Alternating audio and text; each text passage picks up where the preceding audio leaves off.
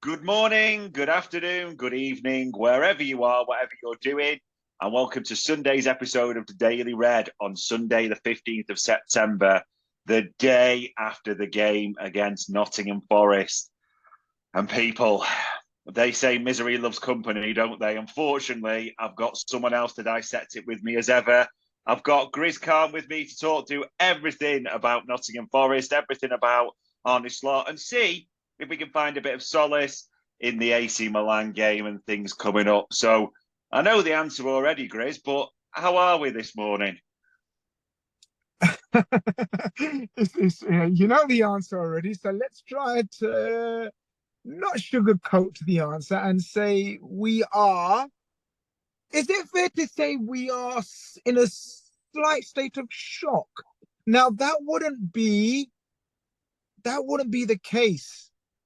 Uh, that wouldn't be sort of the answer we were looking for, especially after the first three games, and especially after the clinical dismantling of Manchester United away from home. Mm. But we're in a state of shock because we are about to tuck into Liverpool nil, Nottingham Forest 1.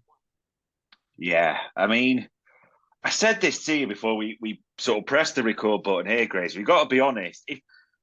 If we were to go through every element of the performance, we could say everything that was bad, and we would still be here probably till next Tuesday, realistically, wouldn't we? There was just so much wrong yesterday. I mean, we'll try and put a positive spin on it. We'll get into certain specifics, but was there anything that you took any solace in yesterday?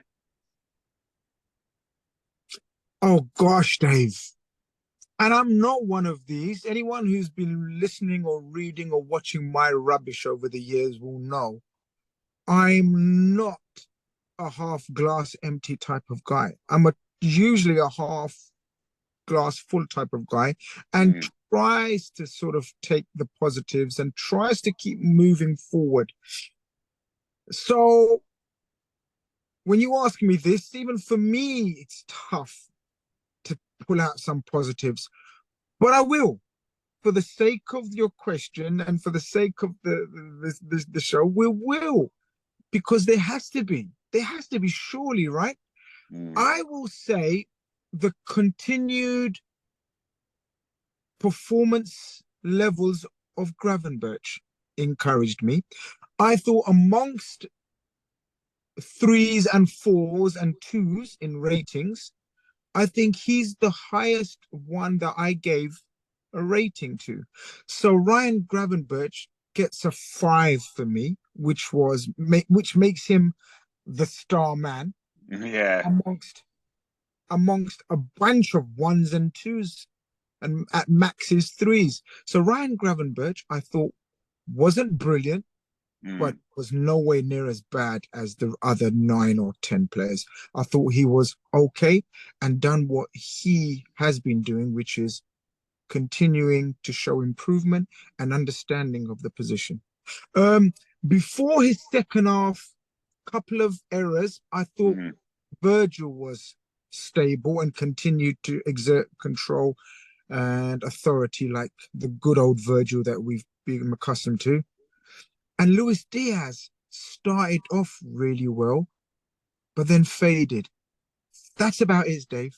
That's really about it. I'm sorry. No, it's a fair point. I think, yeah, it's strange. People sort of jumped on Grab and mixed him in with all the others. And I think you're right. It's not to say he was good. I wouldn't put him in Yeah, that category. But I think he did better than a lot of others on the pitch. I think that's fair to say. Like you mentioned, I mean, Virgil was good up to a point before we were all trying to work out what the hell the formation was and what people were doing. And it just went to absolute chaos. Even Kanate did okay, you'd probably say, before he came. But yeah, we're not going to lie to you, people. We're not going to put yeah. anyone in any 8, 9s, or 10s. It was just straight up lie. So we're not going to do that at all. I mean, we're going to have to start picking the bones of this now, Grizz. I mean, that right side, up until yesterday, has been sensational that season. We need to be fair on that. That right hand side of Trent, Zaboslai, and Salah, sensational up until yesterday. And they were collectively probably as bad yesterday. We have to be honest about that, or we have to look at, we probably can break apart individual performances. What did you make to the right-hand side yesterday? It's said to be the one that's the most sort of cohesive in recent times, recent games, I should say, in terms of experience with Trent and Salah. Without doubt, it's the most experienced side. Yeah. They've built up a level of understanding. They've won the Premier League and Champions League together. Add to that, we had Szoboszlai added to the mix, who was supposed to be a younger, technically more efficient, more energized version of the Jordan Henderson that we usually was accustomed to seeing aiding Trent and Mohamed Salah. Now, when we say aiding in terms of covering, as a lot of Jordan Henderson done, or making forward runs, Jordan Henderson didn't do too much of that, but Szoboszlai has definitely enhanced that side with his off the ball running, third man running, underlaying running, whatever, however you want to term it. Yeah. You know. But yesterday, Dave, and I know you was at the game, so I'm intrigued to hear your version of events as much as mine. I, for the life of me, could not understand what they were doing in terms of A, having understanding of each other, B, covering of each other, and just a sheer drop off in each of those three individuals' performances was shocking. Now we can understand one having a bad game. We can understand possibly two having a bad game, but all three of those of that crucial side, and we rely on it. Maybe it's wrong. Maybe we shouldn't rely on one side of the pitch, and we maybe get onto the other side of the pitch, but we do. And it's a potent force, and it has been, even through pre-season. You know, Harvey Elliott played in there a couple of times in the pre-season and done fantastically well. And I think we missed him. We'll get onto that. But I thought it was just all over the place. The lack of the misplaced passes, the lack of energy, the lack of conviction in anything they've done. And I guess, Dave, I know we haven't touched upon it, but it goes back to the selection, the initial selection of the team. My eyebrows were definitely raised. I don't know about yours. My eyebrows were definitely raised from the lack of rotation that Arne Slot decided to go with. Yeah, you're right. The selection, I think, surprised a few.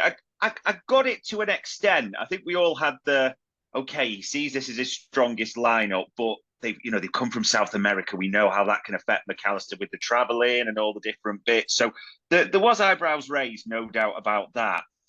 I think, and it almost sounds like I'm defending Slot, but we want to be realistic on this. I've never seen Mo Salah that bad in a Liverpool shirt. He just couldn't actually pass it to another player in red. He was just regularly giving it away, losing it repeatedly. So Szoboszlai, the decision-making was just appalling. Do you remember there was that one where almost he broke in the first half and he had four options to pick out, like flying red arrows. And he just puts it straight to Arne, like, that just summed it up. He dummied it at the wrong point. He left it. He was weak at times as well, I think it's fair to say. So that's your attacking element. Trent has this, and listen, Trent's an unbelievable player. We're not being derogatory about him, but we know there's just times when it's not working.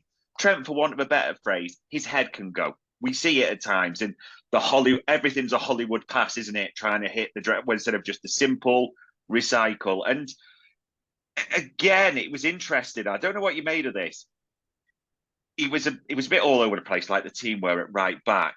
The changes, I think, that surprised everyone when we saw Conor Bradley coming on. I was thinking, like most, well, yeah, Trent's had a terrible game. I get this, and then all of a sudden, hold on, no, Trent's moving into midfield all of a sudden in like a weird kind of 3-1, and then he's one of the two with Szoboszlai. And even in midfield, he just looked a little bit lost, for want of a better phrase, like a few did. Like, what is the tactics here? What is the role? But when you saw that and you see Trent move into midfield, Grizz, ahead of other midfielders coming on, do you think that I get Trent is a special talent, and you make cases for special talent. I understand that completely. Did you see that as a good thing, or did you see it as, is this a good message for the rest of our midfielders? That was for me personally, and everyone's entitled to their own opinion in terms of how they see it and how they perceive different substitutions and tactical plays during the game. You know, like during the game, post game, and then afterwards is all we can assess it. Mm. For me, Dave, that was the most frustrating, stroke worrying part of the game. And I'm afraid I saw it as a lack of plan B, a lack of strategical thinking and calmness. Everything that we've spoken highly of when it comes to Arne Slot. We've praised him, and rightly so. Yeah. We've lauded him, and rightly so, in terms of how calm, how lack of emotion, sort of in terms of panicking, when it comes to the opening three games. We haven't played brilliantly all through the games. We've had rough openings like we did, but we've eventually worked it out. And the litmus test was, I think everyone was saying, how will we react when we go behind? I actually predicted yesterday's game in terms of it's going to be very awkward. It's going to be a game of patience, and we're going to concede. But I thought we'd scrape it 2-1. Wow. That second half at 60th minute, was it? Something like that? Yeah. Or something like that. 60th to 70th minute, where he decided to make those changes, made zero sense. Because we can, I think for certain, no, we have never practiced that formation with personnel in a practice match, in a 7-a-side match, in whatever situation. We have not practiced that, and it was so evident and apparent.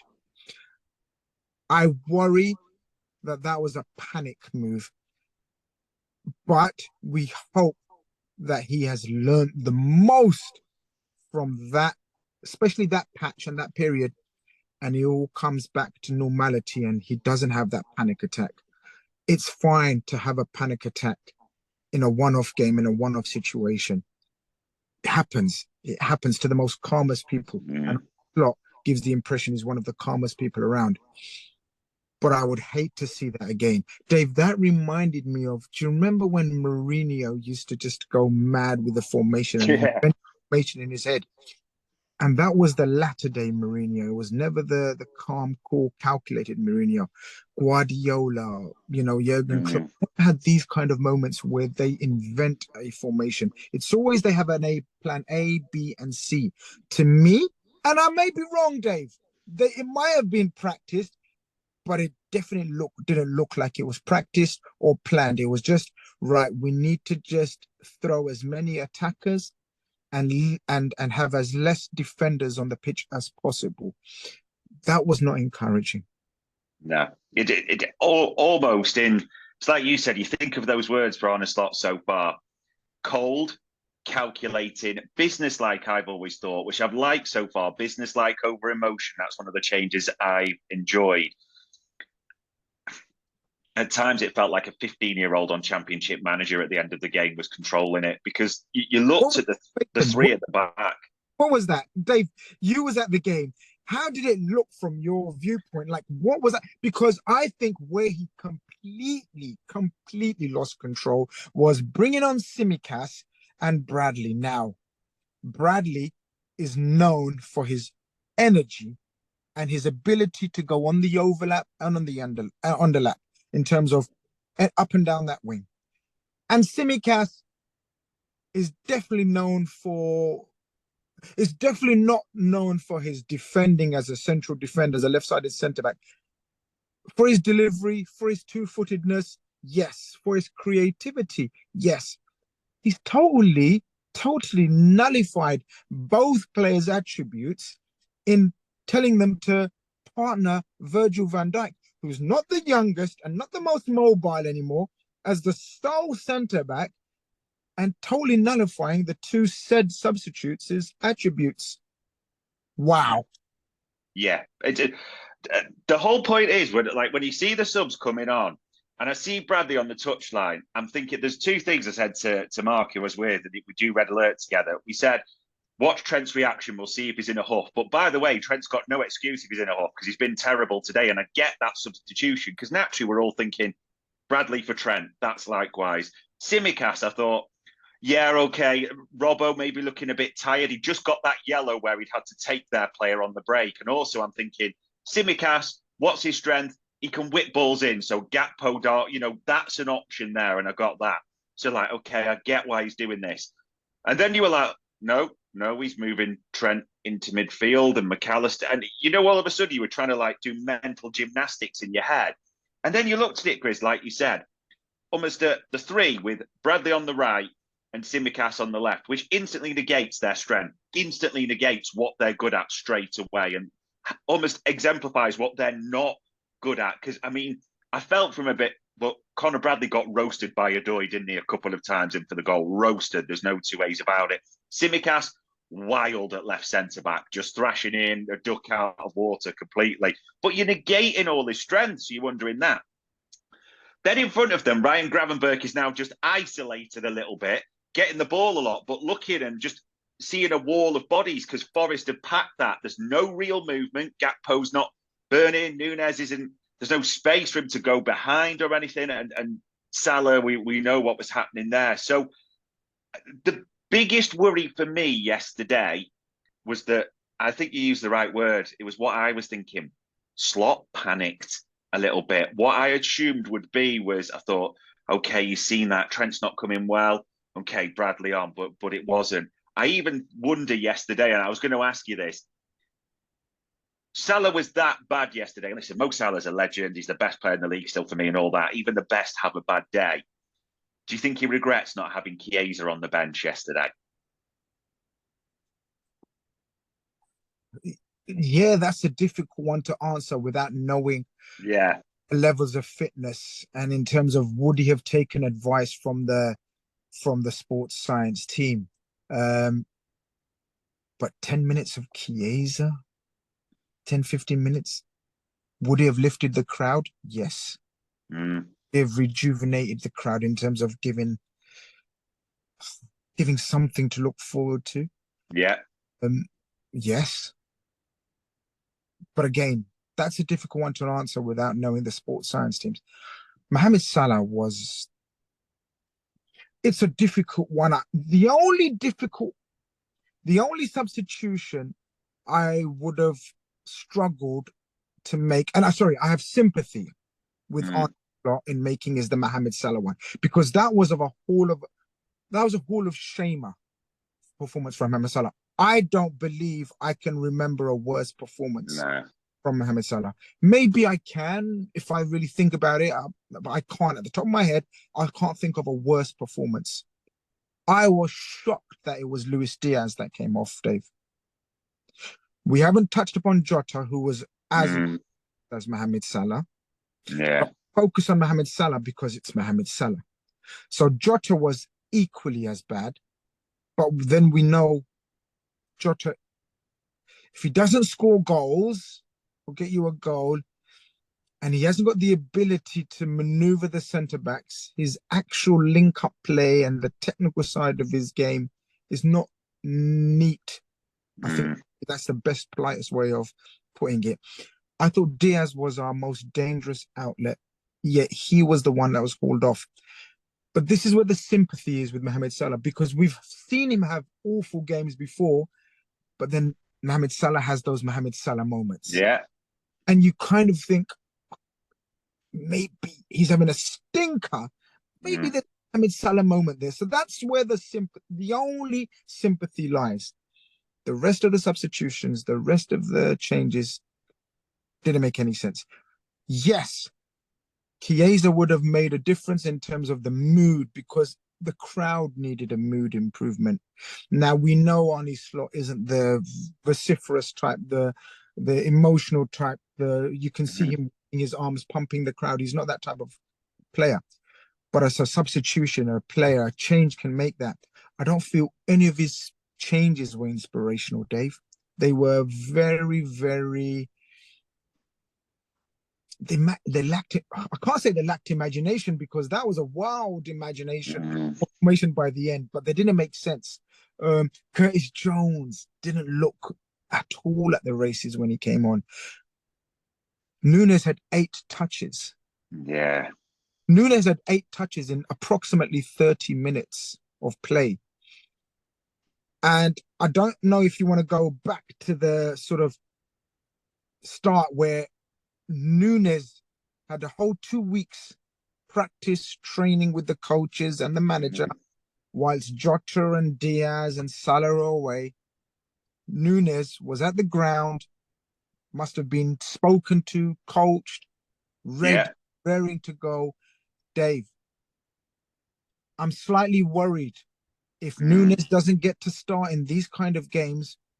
What kind of message does that go to your record signing, who, by the way, there was articles written from reliable tier 1 journalists that suggested that Slot has full faith and he intends to turn around the frustrating career of Nunez and Liverpool.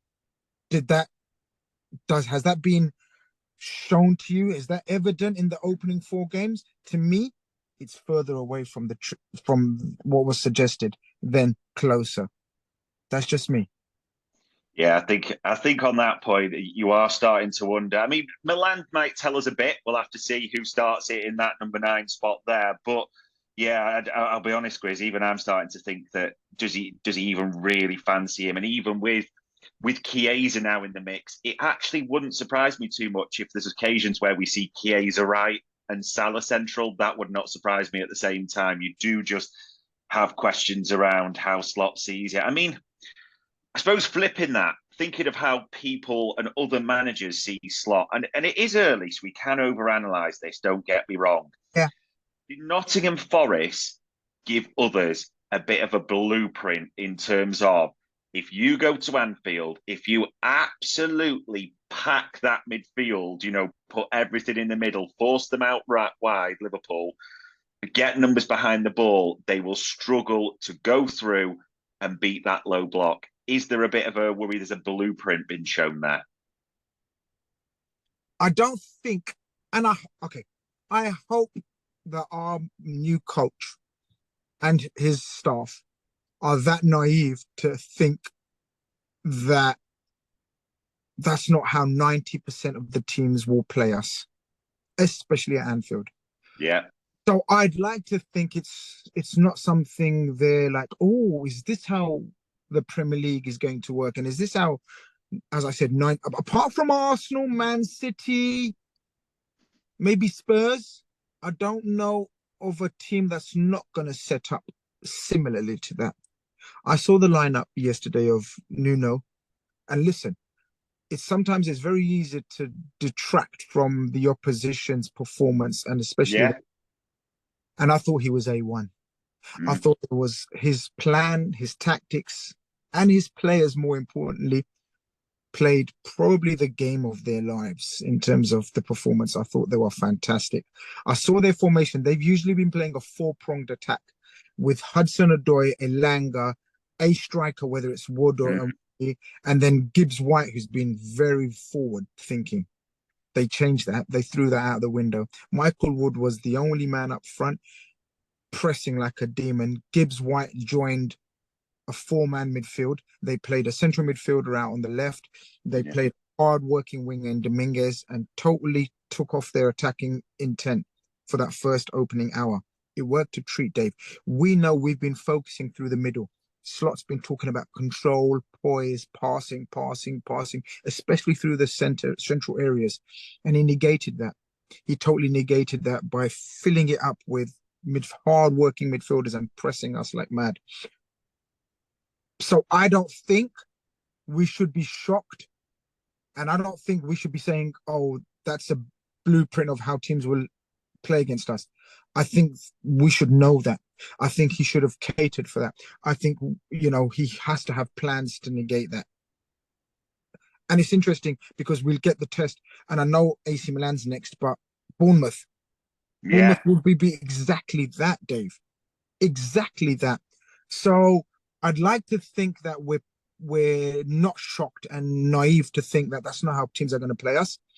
We have to deal with it, Dave. It's not only this Liverpool team, the Klopp teams. How many Liverpool teams we know? Low blocks is how our team are going to operate against us. Mm-hmm. Have to have more about us, Dave. We have to. Why didn't we double up on the flanks in terms of if they blocked up the midfield, then use Trent and Robertson as marauding fullbacks? We didn't. Did Trent overlap once? I don't think he did. Maybe once in the first half where we got a corner out of it.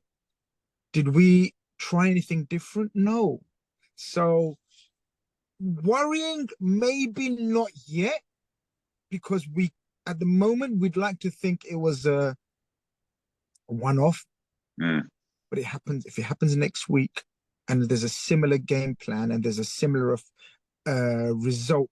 I mean, God forbid we lose, but in terms of creating chances, the ability to create chances, then I'd say it's a worrying thing. At the moment, let's just hope and pray it was a one-off, Dave. Yeah, I agree. Let's hope there's lessons learned. I think you're right, because AC Milan away at the San Siro in the opening Champions League group is completely different to Nottingham Forest at home. It's literally night and day we're talking there. You're right. We know what Bournemouth are probably going to do. We know how they're going to set up. The big litmus test to how Slot learned those lessons. Is there a bigger concern? Is it a blueprint? Is probably going to be shown a week's time with Bournemouth at home. We will have to see. I suppose the only other thing I wanted to ask you, Grizz, that Slot, again, he was quite honest, emphatic in a lot of his comments. We just wanted to pull one out and see if you agreed with it. So one that I just highlighted here, he said, we had a lot of ball possession, but only managed to create 3 or 4 quite good chances. So that is by far not enough if you have so much ball possession. If you play so much in their half, we need to do so much better. We lost the ball so many times in simple situations. That is, I think, the main story from the game. Our ball possession wasn't good enough. Do you agree with that as a statement? I couldn't agree with it more. Just to go back to the players that you mentioned in the opening part of the show in terms of the triangle of axis of evil. 72 times possession was lost between Trent, Salah, and Szoboszlai. Wow.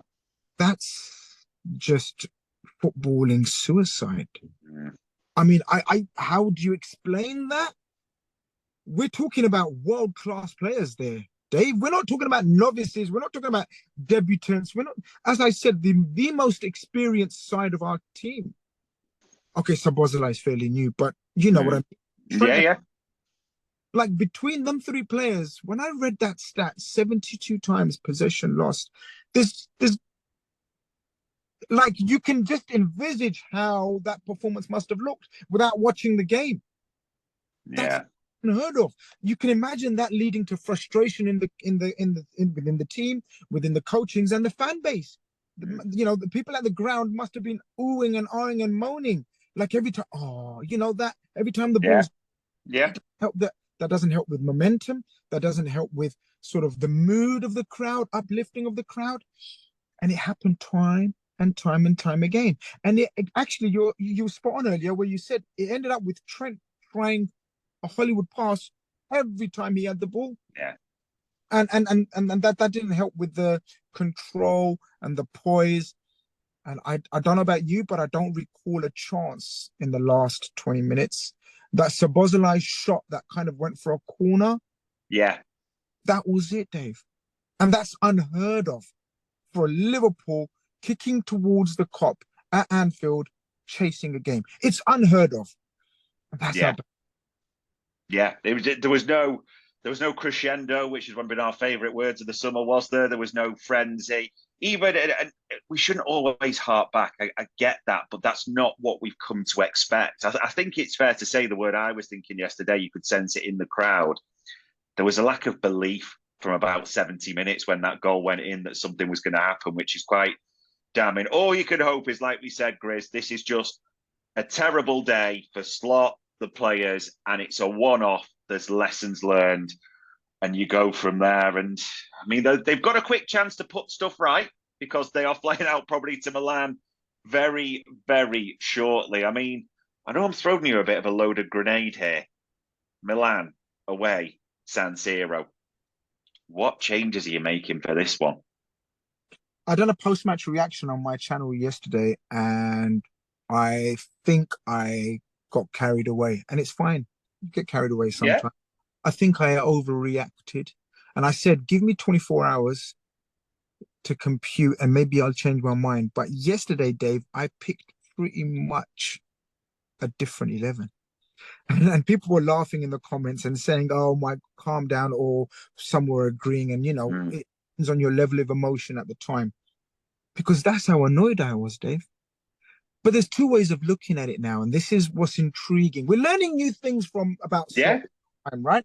of So course. we don't know how he's going to react in these situations. Do you remember we used to think the same with Klopp, but yet Klopp would turn around and say, "Nope, this is a chance to redeem yourselves," and he would make minimal changes. Yeah, Remember how many times we thought, "Oh, Klopp hasn't made any changes," yet we're playing again in a few days' time. Obviously, is it Sunday next week? I think it's Saturday. I'm not sure, but we're playing again a few days later. We're playing pretty much every 3-4 days now. yeah. As of last night, Dave Davis, I picked a completely different, but Wow. barring Allison and Salah, I pretty much picked a different team because we have the personnel to do so.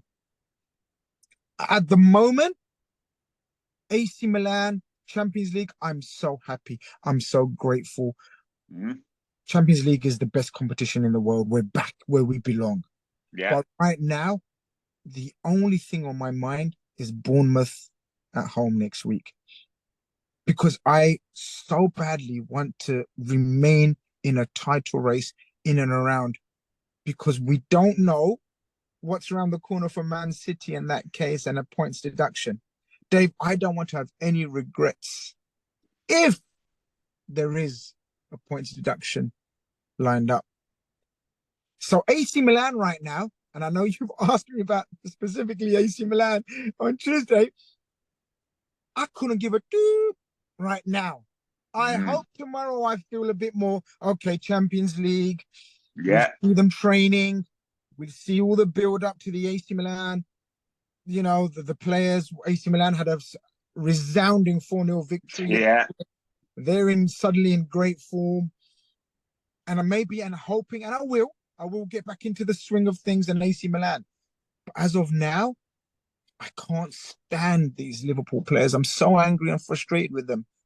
And I think they all not deserve a break, but warrant dropping. So it's the mixture.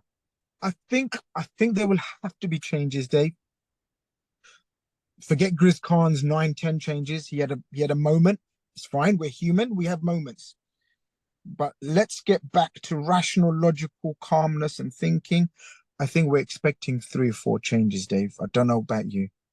Yeah, I was similar. It was a funny one. I was thinking about this earlier. Mm. Everyone's going to get furious and say your selection's wrong. I can make a case for every single selection. You could anyone who says they can't make a case for dropping 9 players yesterday didn't watch the game really. And yes, someone was going to argue the contrary about, well, actually these are world class. You're both right. You're both right. Brilliant world class players can have terrible performances. I can make the situation. The only thing I'm just wondering is a bit like I'm looking at it as we group the two together now, Grizz. We look at Mhm, AC Milan and mhm. Bournemouth and go, how do we get the best result out of these two? And I know people are going to say it's one game at a time and players will redeem themselves and everything like that. I would like to think that Slot, Peters, whoever, are looking at both these games and thinking, how do we get optimum performance? Because the legs did look tired. They looked really tired at the start yesterday. So I But just Dave, worry. but Dave, this is it. You've grouped the next 2 games together. Can I throw in West Ham next week, midweek, which is a Carabao Cup game? And so, therefore, will it play on Slot and coaches' teams' uh, minds in terms of, let's go again for the next 2 games at much as optimum as we can go, and then do what I said do against AC Milan in the Champions League. No, let's rather do that in the Carabao Cup, which is the least of our priorities in the following week. I think that will have a say. So it's not about, I don't think it's about, I know you said the next two games and how can we optimize. I think it's the next three games we have to look in conjunction with each other and say, maybe make least amount of changes in the next two, and then pretty much rest the first 11 in that midweek game and give them a whole week's rest. I think that's how we're going to go forward. I think there will be, look, we touched upon it. If Gakpo and Nunez don't start on, if Nunez doesn't start on Tuesday, Dave, I fear the absolute worst for him on a personal level. Now, the midfield, I think you're spot on. I think you're spot on. McAllister looked tired and jaded. Szoboszlai, we've discussed. Salah probably will play, but Jota looked jaded and tired as well. That's three changes we've just said. Anything more than that, I'm not sure. But three changes, I think, will be a minimum. Then back to the original team, what pretty much played against Bournemouth on the weekend, and then we go full-out change against the Carabao Cup, against West Ham in the Carabao Cup. That's how I think it will go. Yeah, it sounds terrible because listen, like you, I love going to Wembley. I've loved the trophy days with the Carabao and the FA Cup. They've been sensational. But there was a part of me just with the new head coach, the extra games in the Champions League, everything envisaged around that. I'd kind of put the Carabao Cup, that is your second 11. I'll be honest, I would not even be upset if we're looking at that lineup in the Carabao Cup and young Train Ione was on the team sheet. I genuinely wouldn't be upset at all. I've got to be honest, Grizz, and it was a collection of 11 players. I think I might be wrong on this, but I've got the feeling that the Carabao Cup doesn't go to extra time anymore. I think it's a penalty shootout, isn't it, pretty much in the early round? So that's favourable for us anyway. And if you want to win every game as Liverpool naturally, but if we went out in the Carabao, I wouldn't be as upset as I maybe been in previous years as a transfer trophy. That's just honest scenario. But yeah, I think you're right. The big thing I'm leaning towards is the only other one I should say, Konate, because we know Konate struggles with 3 games in a week, didn't we? So I did envisage Kwanzaa coming in just so Konate has the league games. Really? That was the other one. Another one, because this game, you'd expect it to suit Kwanzaa more. Yeah, absolutely. Being a European game, the way AC Milan play. But saying that, Rafael Leao on that left wing. Yeah. But then again, Bradley may be more suited for sure. Again, can we say that? I know what you said about Conor Bradley, and we all saw it. But it's so difficult for a fullback to be thrust in with 20 minutes to go every game. 100%. Up against a flying winger like that. And by then, we've basically isolated our defenders, with no protection, no nothing. It's just one-on-one defending. And that can happen. Hudson-Odoi is a player that has got huge potential. And I've seen him score goals like that before as well. So yeah. Conor Bradley coming back into the team, would you drop or rest or whatever you want to say? Trent, does Virgil go again? I think it's the most intriguing selection in tenure. Yeah, I agree. I think there's so much we don't know that we're going to find out in these next few weeks about Arne Slot. And like you said, there is so many subplots. If Darwin doesn't start, I think there's some big questions. And we're not conspiracy theorists, and we're not sort of sensationalists and sort of looking for headlines and whatever. But come on, let's be real. Let's be honest with ourselves. Let's be honest as a fan base. And 2 months into sort of a new coach, 3 months into his new tenure, like taken into preseason and everything else. And if he's not starting him ahead of Jota, wow. And obviously we mentioned Chiesa. Are you expecting Chiesa to be involved in the squad? I am. Yeah. But not as a starter. So therefore, it suggests that Gakpo or Nunez. Now, if he throws Gakpo as a starter, I think that's equally as worrying for Nunez, because then he will be seen as third choice. Our record signing, third choice striker. That's worrying for me, Dave. That's very worrying for me. Yeah. And listen, we can speculate on this all day. The good thing is we don't have to wait too long to find out. Not too long, and hopefully we can erase this one from the mind very quickly. So we'll see what develops. And naturally, all the focus, Grizz, for news is on this game, the quotes. Everyone's having their say. Everyone's digging the knives in. The only other thing, because we do on Daily Red, is we like to talk about the other stories and other things. Adidas are back, Grizz. We will be Adidas next season. Now, question before we talk about the kits, because the kits are leaked, and I do like a good kit leak online. I've got to be honest, I like seeing them different ones. Nike or an Adidas man for the Reds? Always been an Adidas man, always, even on a personal level. And I've always associated Liverpool from when I supporting Liverpool, which was many months ago. I won't give too much away because you'll work out my age. I'm joking. I started supporting Liverpool in and around the 86, 85 era, 1986, 85. I was just a kid. And all I remember is those kits. And I've always been an Adidas man. And I think the leaks that you sent me and the pictures and that going around, you at the start of the show, we tried to speak about anything positive over this weekend. Yeah. Safe to say, these new kits, the rumoured kits, are, for me, the most positive thing of the weekend. We've actually finally concluded with something very positive, and I think we will agree that these kits look sensational, Steve. They look sensational. Yeah. Look, massive fan. I agree with you. It's Adidas over Nike. All our best successes, all our biggest things are in an Adidas kit, realistically, aren't they? The great teams. Even, and I know some people are going to say Istanbul was in Reebok, but you think of Stevie G in that red with the three stripes. That's what you remember. It's Adidas kits. And these ones, Grizz, I did want to ask you, because just in case anyone hasn't seen them at all, I'm looking at them now. Fumula Rourke on Twitter, he is the guy, to be fair. He has leaked them. He got the kits right for this season as well, so well worth a follow. Grizz, classic red, the Liver Bird, three stripes home. White away, red stripes, the classic three. And a different badge as well.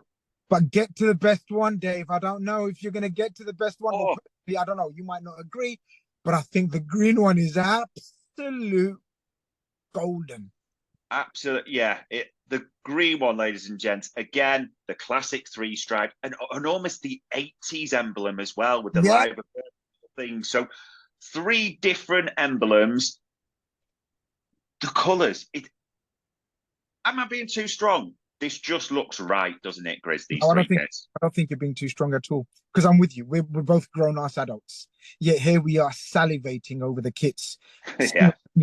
So that suggests that they've done something right. And this is why they're paying they earn the big bucks. This is why we've probably got one of the most lucrative sponsorship deals in Premier League history. We absolutely deserve stunning kits, Dave, moving forward. And I think we have that. Let's just hope the team also replicate on the pitch how good they look, sort of off the pitch, if you know what I mean. So, yeah, the most positive thing of the weekend so far is these new kit reveals. Adidas, well done. Yeah. No two ways about it. Ladies and gents, yeah, maybe it says everything about this game that we're getting excited about kits to distract ourselves. However, we've got a trip to the San Siro coming up. We've got Bournemouth at the weekend as well. So hopefully we can kick this out of the system.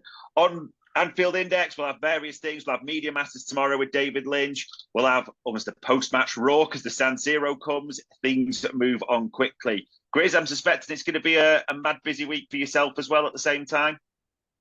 This is it. This is the mad, hectic part of the season, but we love it. We have to embrace it. We have to take it on board.